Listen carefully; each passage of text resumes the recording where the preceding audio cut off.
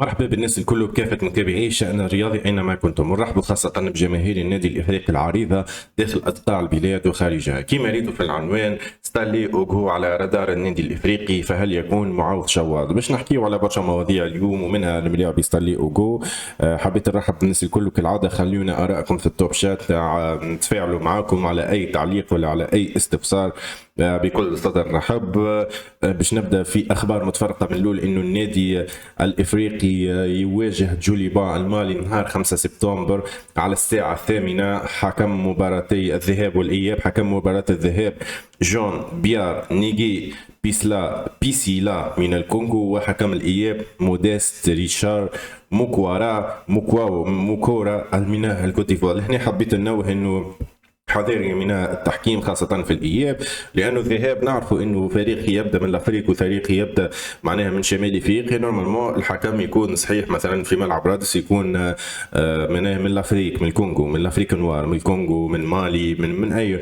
لكن في الإياب نورمالمون راهو فما حكم جزيري ولا حكم مغربي مع النادي الإفريقي في مالي الغد، علاش من الكوت ديفوار ونجم يميل على النادي الإفريقي. وهذه نقطة لازم ننوهوا لها، ولازم الفريق الأحمر والأبيض يكون عنده معناها كيفاش نقولوا نحن في الكواليس في الكاف، يكون عنده كلمته ولازمها توصل المعلومه هذه. هذا حبيت ننوه عليه، وان شاء الله صوتي يوصل لاداره فريق الاحمر والابيض وصلحوا لي كان انا غلط. يسكو حكم الاياب كي يبدا واحد من شمال افريقيا وواحد من الافريق نوار، نورمالمون الروتور يجي معناها بحكم من شمال افريقيا، مغربي، موريتاني، جزائري، مصري مثلا. نورمالمون نبداو في مالي مع حكم كيك، وهما كيف كيف في الالي يبدا معاهم حكم من الكونغو مالي باش ما تتهضمش حقوقهم. هذا كان المتعامل به واللي نعرفه انا نعم. في العديد من المرات في المسابقات الادوار التمهيديه لكاس رابطه الابطال الافريقيه. حبيت نقول انه عندنا رصيد بشري ثري الان، تاكدنا انه رسميا عندنا رصيد بشري ثري يملى العين في فريق الاحمر والابيض. والتغييرات الناجحة اللي عملها ماهر الكعزاري كانت خير دليل. قراءات التغييرات جات نتيجة قراءات ممتازة عملها ماهر الكعزاري في ماتش نجم المتلوي، والحمد لله جاب بها 3 نقاط بعد دخول كل من الصادق الديدة، فيليب كيزومبي، بوقرة، الشريمي خاصة على مستوى خط وسط الميدان. برشا معناها برشا ملاعبية دخلوا وقدموا الإضافة في فريق الأحمر والأبيض، وهذا اللي أنا فرحان على الآخر إنه عندنا رصيد بشري ثري. وإن شاء الله لما لا مازالوا 4 أماكن بالتمام والكمال. علاش ما لا ما يكونش ستانلي أوغو هو الانتداب نمرو 7، ويبقاو 3 أماكن للميركاتو الشتوي لسد بعض النقائص اللي باش تظهر في مرحلة الذهاب في رابطة الأبطال الإفريقية أو في البطولة التونسية. لهنا كي حكيت على رصيد بشري معناها إنه نستنشوا إنه الإدارة ناجحة في التماشي نتاعها وقاعدة معناها تخدم في خدمة ممتازة. وكما قلت ديما نحيي أي إدارة، خاطر نحن تحب ولا تكره راهو كنا متليعين برشا من ادارات كان فيها برشا ترافيك سمساره واحد. هذا في النادي الافريقي على الاقل على مدى العامين الاخرانيين نجحت فريق الاحمر والابيض باش تبعد على مثل هذه معناها العمليات، خلينا نقول، ولا عمليات التحايل اللي صارت في النادي الافريقي، وكل واحد يجبد ليه. اليوم ما فماش تعكعيك في النادي الافريقي خاصه من مصر. وحكيت انه فما شكون اجون جوار حكى في فيديو في بودكاست انه قال النادي الافريقي عمل غريبه، معناها انه فريق الاحمر والابيض جوارات اللي جابها الموسم الفارط معناها موسم البطوله، قال كلهم 9/10 ما جابهمش باللاجون جوار، جابهم معناها بطريقه منظمه على الاخر، جابهم بكلوز ليبراتوار. وهذا اللي يخلي اي فريق عفوا يخلي اي فريق ينجح و بيج اب معناها للتمشي. هذايا 3 نقاط مهمه من نجم المتلوي او المتلوي بالذات باش تخلي فريق الاحمر والابيض يخدم في اريحيه كبرى على الاقل على مستوى الجمعه ذي باش نقابلوا الامل الرياضي بحمام سوسه. وكيكا فريق الاحمر والابيض يجيب خاصه ان نلعبوا في ملعب رادس وما فماش علاش ما نجيبوش 3 نقاط. ديما نقولها حذاري من استسهال المنافس. اليوم ما استسهلناش نجم المتلوي، كيف ما فماش علاش باش ما نستسهلوا الامل الرياضي حمام سوسه. حبيت نقول انه الكونديسيون لي 3 بوان اللي جاوا للمتلوي معناها ممتازين على الاخر وفي وقتهم على الاخر، ومعناها 3 نقاط من فئه 6 نقاط، تحب ولا تكره 3 نقاط من فئه 6 نقاط. ديما نقول انه الاستمراريه والكونتينيتي هي الكل في فريق الاحمر والابيض او في اي فريق يحب ينجح ويوصل لبعيد. الاستمراريتي الكونتينيتي، وهذا اللي ماشي فيه اداره فريق الاحمر والابيض والجمهور ومعناها واللي تحب عليه انت والملاعبيه. خاطر تشوف ديما راهو سر النجاح الفيستيان نظيفه، نشوف فيستيان نظيفه في النادي الافريقي عكس المواسم الفارطه اللي كل واحد يجبد ليه واللي ماركي بونتو يولي يسب جوار، وتعرفوني على شكون نحكي. ان شاء الله معناها يتوفق في الملاعبي في مسيرته جديده في البطوله التونسيه. لكن النادي الافريقي الفيستيان نظاف، القلوب صافيه، وهذايا وفما نواه نتاع فريق، لانه حتى الجوارات اللي خرجت على غرار بن عبده، فراس شواط والشريفي والزمزمي والسهيلي، معناها كانت القلوب صافيه، معناها خلاو نسبه 60% نواه في فريق الاحمر والابيض، انه الجروب تعرف بعضها، وحتى جدد معناها تنتنجريو، معناها صارت انتجراسيون ممتازه على الاخر وتحطوا في الطبق كما نقولوا نحن. كان فما انتجراسيون، حتى اللي ميجي عنده شكون تادوس وسيمبارا عندهم شي يمكن جمعتين تو تقريبا الاجواء على العالم، وفما انتجراسيون، فما تاقلم ممتاز باش يخلي فريق الاحمر والابيض، باش يخلي من لاعبيه فريق الاحمر والابيض عندها كلمتها الموسم هذا. وان شاء الله ان شاء الله الافريقي يوصل لبعيد. انا مهمنا بحاجه ان الكونتينيتي موجوده، الخدمه موجوده ليل نهار، معناها ان شاء الله النادي الافريقي يواصل في مثل هذه الامور. حكيت على الاستمراريه، حكيت على الكونتينيتي. النادي الافريقي اليوم منافس جدي على البطوله التونسيه. نحكيو امور شامبيونز ليغ، راهو النادي الافريقي مش نقول منافس جدي كلمه كبيره شوي، لكن النادي الافريقي اذا مش يمر من دوري المجموعات من الادوار التمهيديه باش يكون منافس محترم. لكن في البطوله تحب ولا تكره، ومعناها حتى المنافسين نتاعنا يعرفوا مليح انه فريق الاحمر والابيض منافس جدي للغايه على البطوله، وهو في ثوب البطل، وهو معناها داخل لحمله الدفاع عن اللقب. هذا يعرفوا على القاسي والداني، وتعرفوني على شكون نحكي على المنافس الازلي الاول الغريم التقليدي اللي هو فريق الترجي الرياضي التونسي للبح في الكلاسيكو في الجوله الاولى. عفوا كيف النادي الرياضي الصفاقسي اللي تعثر في الهادي نيفرض ضد الملعب التونسي 1-1. معليش نقول تعثر لانه يحب يلعب على البطوله مع النادي الافريقي والترجي الرياضي التونسي.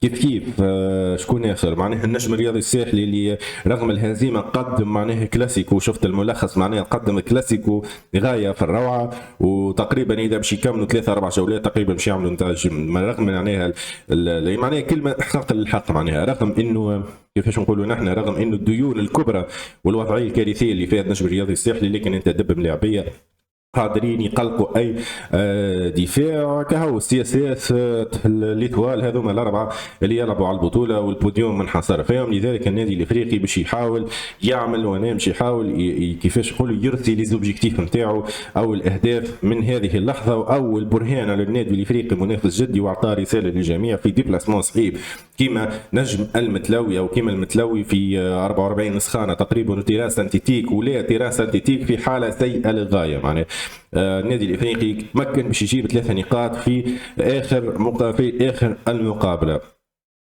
زاد كيف عندنا فاكتور كنا انه كل ما نهزوا شامبيونا في المدى القريب على مدى 2015 كيف كنا ندخلوا في حيط بعد عام من نهزوا البطوله. اليوم اللي النادي الافريقي فما كونتينيتي، فما معناها رسانه، فما ارتكاز كما نقولوا نحن معاون فريق الاحمر والابيض باش يوصل لبعيد. وان شاء الله معناها ما نوصلوش الفاكتور انه كل نتفرقعوا بلغه الكوره ولا باللغه العاميه كل عام بعد ما نهزوا البطوله اوب تشوف هالدنيا الكل تفرقعت، هذا استقال هذا خرج الاخر يطالب بفلوس، حسيتوا تشوف مسلسل مكسيك. اليوم النادي الافريقي لا، حتى اللي خرجوا بنظافه، خرجوا معناها النادي الافريقي ربحت فيهم على غرار بن عبده، على غرار فراس شواط، وخلاوا طابع معناها انطباع ممتاز، وزاروا حتى زملائهم في التمارين اخر مره. معناها خروج انتفعت منه خزينه النادي و4 مليارات فائض، وهذا اللي حشنا به. والنادي الافريقي ان شاء الله يوصل ل 30 و50 و100 مليار فائض باش نوليو كيما فرق مثل الاهلي المصري وسام داونز وكيك ننتدبوا سوبر ستار 6-5 جوارات تجيبوا معها المامو بلغتنا نحن. هذا كان بالنسبه للفاكتور ان كنا ندخل بعضنا بعد اي موسم ممتاز، لكن النادي الافريقي حاليا ماشي في ثنيه الصحيحه. 3 نقاط من المتلوي اللي حكيت عليهم راهو تحب ولا تكره 3 نقاط مهمه لشخص ماهر الكنزاري بالذات. علاش قلت هكا؟ لانه 3 نقاط بطبيعه للفريق هم مهمين وللباركور وللكارير وللمدافع على اللقب، لكن 3 نقاط هذه بالذات من المتلوي ومعناها ومقابله افتتاحيه وفي المتلوي بالظروف هذيك راي الماهر الكنزاري باش يتفك عليه الضغط، الضغط الكبير من جماهير النادي الافريقي. واسكو الماهر الكنزاري باش يمشي رجلو ولا واسكو هو مكشخ معناها موجود في حظيره او في الدكه الفنيه لفريق الاحمر والابيض. اليوم 3 نقاط هذيا مش تفك الضغط على ماهر الكنزاري، وخاصه مش تولي فما نتائج سكسيسيف معناها كان مش نربحوا حمام سوسه باش تولي 2 مقابلات على التوالي جبنا 3 نقاط، وهذا هو المطلوب. وهذا باش يفك الضغط على ماهر الكنزاري والاكيد باش يوصل لبعيد. النادي الافريقي زاد لازمنا نحطوا دي زوبجيكتيف كيفاش نقولوا نحن محترمين، دي زوبجيكتيف يقنعوا اي محب للنادي الافريقي. ايش معناها اوبجيكتيف معناها معقولين، هاي غابت علي الكلمه لكن استرجعتها. دي زوبجيكتيف معقولين،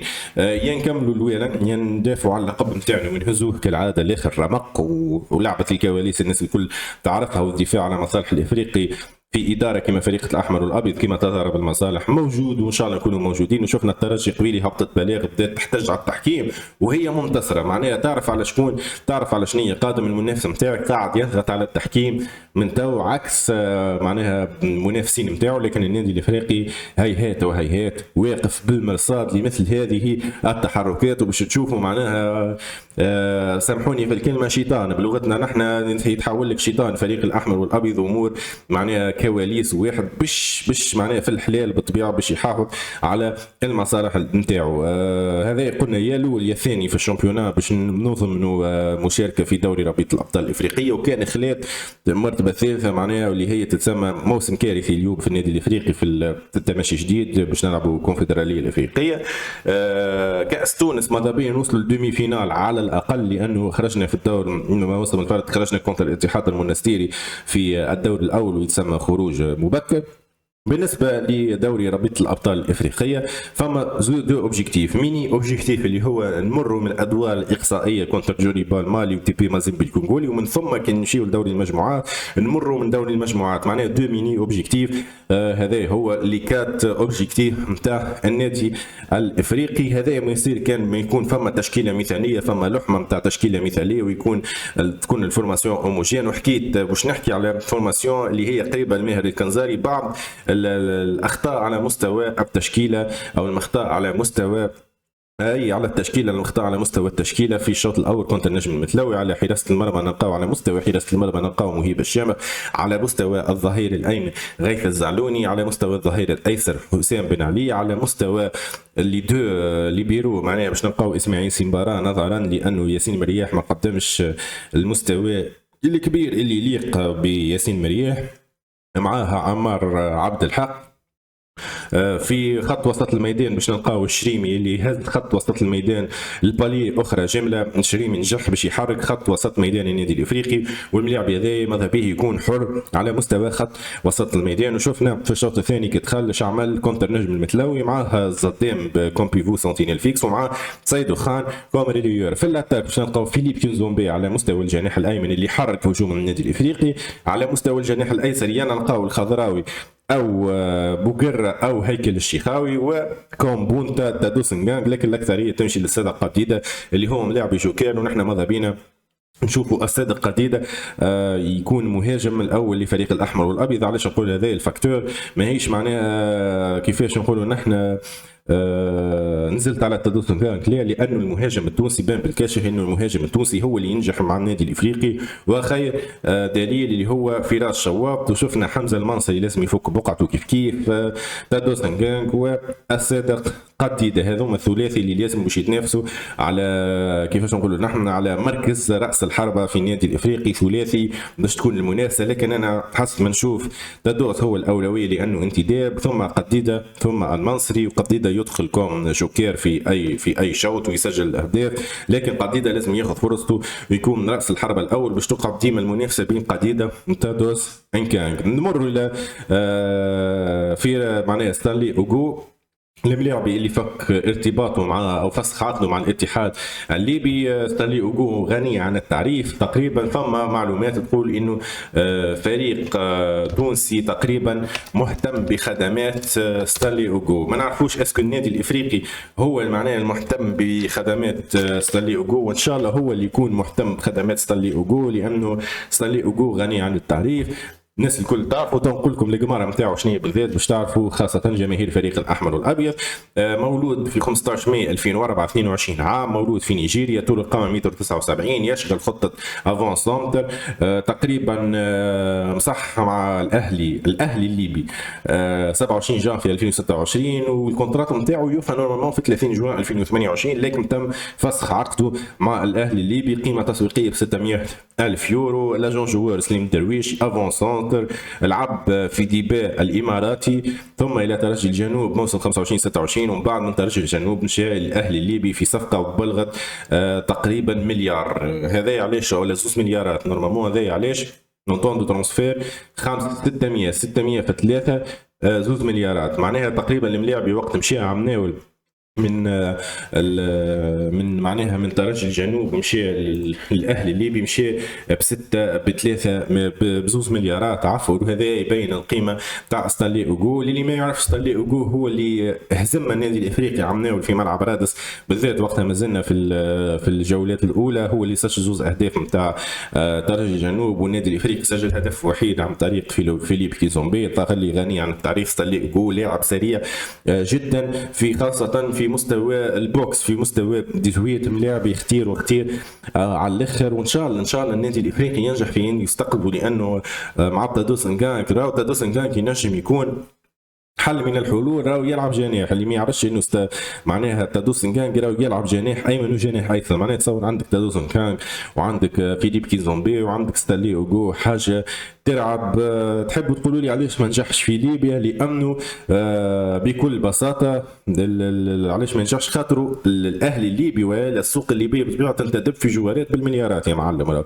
فما جوارات توصل 10 و 11 مليار قاعده تنتدب فيهم، خاصه على مستوى البونتا. معناها ستانلي اوغو بالامكانيات نتاعو باش يبان ملاعبي عادي وعادي جدا. هذاك علاش ما نجحش في ليبيا، وش ينجح اكيد اذا تم استقطابه في النادي الافريقي، لانه ملاعبي بوليفالون، ملاعبي كيفاش نقولوا فليكسيبل. معناها عنده السرعه وعنده التكنيسيتي اللي يحتاجها النادي الافريقي. لذلك ان شاء الله فريق الاحمر والابيض من المنبر هذا ينجح في انه يستقطب الملاعبي ستانلي اوغو، ويكون المهاجم صريح ورقم صعب في النادي الافريقي وفي البطوله. هذا بالنسبه لي اوغو.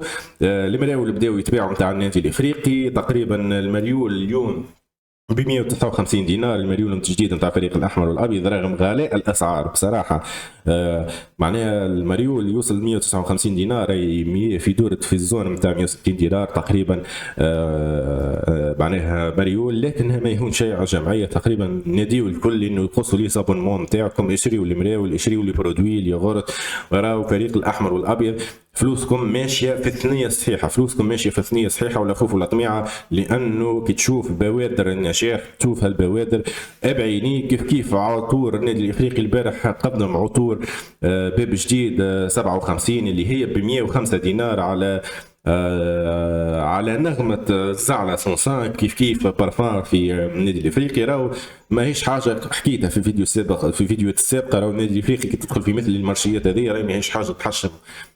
راهو في رق كيما الاهلي المصري، وفي رق كيما بيراميدز وما نعرفش شكون، راهو قاعده هاي تبيع في الشيبس، هاي تبيع في الماء، هاي تبيع في العطور، هاي تبيع في المراول، وتدخل في مليارات زرقاء دي. معناها لجمعيات هم هكاك تنجم تدور العجله. هذاك هو المال قوام الاعمال. ومن النادي الافريقي ان شاء الله يمشي في ثنيه صحيحه، الامور التجاريه تمشي في ثنيه صحيحه، البرودوي نتاع اليوغورت يمشي في ثنيه صحيحه. كيف المراول اللي يتباعوا تقريبا 7.5 مليار من التذاكر فقط. فريق الاحمر والابيض عمل شيفر دافير بتاع 7.5 مليار. خلي تصور انت تعمل المبلغ هذاك من التذاكر وتعمل 7.5 مليار من مبلغ مثلا المراول والعطور والبرودويات نتاع اليوغورت وغيره وغيره. معناها النادي الافريقي ماشي في تمشي تجاري بحت، والاداره ذي قاعده تخمم في فريق الابيض الون تيرم، معناها الون تيرم ماشيه لبعيد.